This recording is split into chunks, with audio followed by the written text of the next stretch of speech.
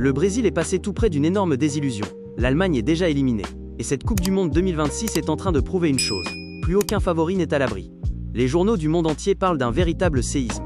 Et restez bien jusqu'à la fin de cette vidéo, parce qu'on parlera aussi du choc entre la France et la Suède, avec une déclaration venue de Suède qui fait déjà énormément réagir.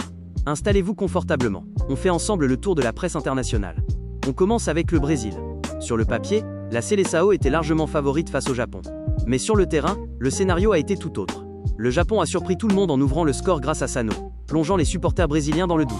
Pendant de longues minutes, le spectre d'une élimination historique a plané au-dessus de la Seleção. Puis, au retour des vestiaires, le Brésil a enfin réagi. À la 56e minute, Casemiro remet les deux équipes à égalité et relance complètement son équipe. Les Brésiliens poussent, multiplient les occasions, mais le Japon résiste avec beaucoup de courage.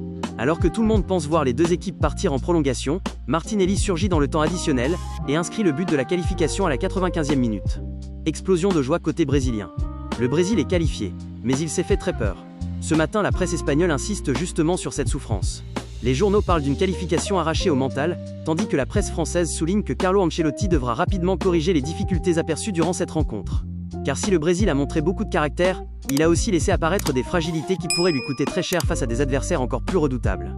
Et vous, dites-moi en commentaire, est-ce que le Brésil reste selon vous le grand favori pour remporter cette Coupe du Monde?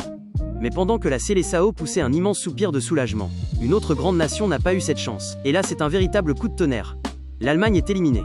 Oui, vous avez bien entendu, l'un des plus grands pays de l'histoire du football quitte déjà la compétition. Face au Paraguay, les Allemands ont longtemps cru pouvoir faire la différence. Mais les Paraguayens ont livré un match héroïque, repoussant toutes les offensives jusqu'à la séance de tir au but. Une séance irrespirable. Chaque tir faisait monter la tension d'un cran, puis le Paraguay a réalisé l'impensable. Qualification. Les joueurs explosent de joie. Les Allemands, eux, s'effondrent sur la pelouse, incapables de réaliser ce qui vient de se passer. Ce matin, la presse internationale parle déjà de l'une des plus grosses surprises de cette Coupe du Monde. Et cette élimination pourrait avoir d'énormes conséquences, car elle ouvre complètement cette partie du tableau et relance les ambitions de plusieurs favoris. Parmi eux, la France, mais attention, les Bleus sont prévenus. En Suède, personne ne pense venir en victime. Et certaines déclarations avant le match risquent bien de vous surprendre. Direction maintenant la France, où tous les regards sont tournés vers le choc face à la Suède. Pour la presse française, les choses sérieuses commencent enfin. Les matchs à élimination directe ne pardonnent plus la moindre erreur, et les Bleus savent qu'ils n'ont plus le droit au faux pas. Avec un Ousmane Dembélé en pleine confiance après son triplé contre la Norvège, un Kylian Mbappé toujours capable de faire basculer un match à lui seul, et un groupe qui monte en puissance, la France avance, avec le statut de favorite. Mais attention, en Suède, personne ne semble impressionné.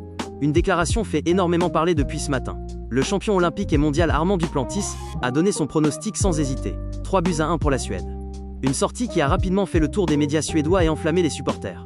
Du côté des joueurs, le discours est plus mesuré. Le milieu Yacine Ayari reconnaît que la Suède croit en ses chances, mais il admet également que Kylian Mbappé reste le joueur qui inspire le plus de respect. Une chose est certaine, les Suédois ne viennent pas pour défendre pendant 90 minutes. Ils veulent créer l'une des plus grandes surprises de cette Coupe du Monde. Et si ce mondial nous a appris quelque chose depuis le début, c'est qu'il ne faut jamais enterrer un outsider. Mais pour les Africains, un autre rendez-vous attire particulièrement l'attention. La Côte d'Ivoire affronte la Norvège pour une place en 8e de finale. Après leur qualification historique, les éléphants arrivent avec une énorme confiance. Franck Kessié l'a affirmé sans détour. Nous avons les armes pour nous qualifier. Un message fort qui montre que cette équipe ne compte pas s'arrêter en si bon chemin. En face, Martin Odegaard affiche lui aussi sa confiance et estime que la Norvège possède les qualités nécessaires pour éliminer les Ivoiriens. Sur le papier, cette affiche est probablement l'une des plus équilibrées de ces 8e de finale. D'un côté, une Côte d'Ivoire portée par tout un continent.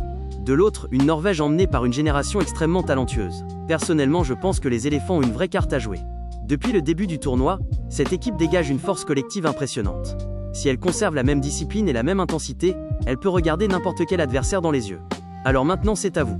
Je veux connaître vos pronostics. Le Brésil vous a-t-il rassuré malgré cette qualification difficile? La France va-t-elle confirmer son statut de favorite face à la Suède? Et surtout, la Côte d'Ivoire peut-elle créer un immense exploit et rejoindre les 8e de finale? Dites-moi tout en commentaire. Je lis chacun de vos messages et j'adore échanger avec vous.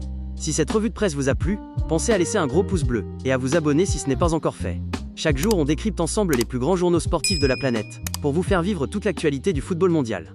Merci à tous pour votre fidélité. Prenez soin de vous. Et comme toujours, vive le football!